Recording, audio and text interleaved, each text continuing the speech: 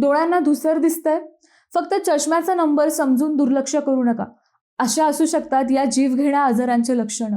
जर तुम्हाला अचानक किंवा सतत धुसर दिसत असेल तर ते नेहमीच चष्म्याचा नंबर वाढल्याचं लक्षण असेल असं नाहीये.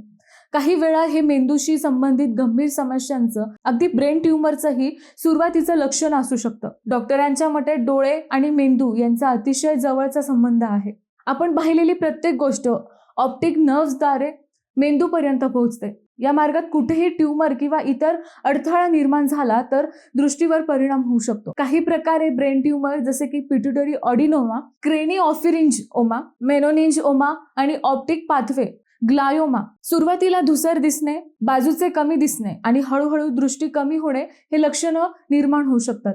मात्र धुसर दिसणे म्हणजेच ब्रेन ट्यूमरच आहे असा निष्कर्ष काढू नका. मोतीबिंदू, चष्म्याचा नंबर, मधुमेह, डोळ्यांचे इतर आजार किंवा मायग्रेन यासारख्या अनेक समस्यांचे कारणही असू शकतात. म्हणूनच दृष्टीत सतत बदल जाणवत असेल तर डोकेदुखी, उलट्या किंवा इतर निओलॉजिकल लक्षणं असतील तर स्वतःचा उपचार करण्याऐवजी नेत्रतज्ञ किंवा निओलॉजिस्टचा सल्ला घ्या.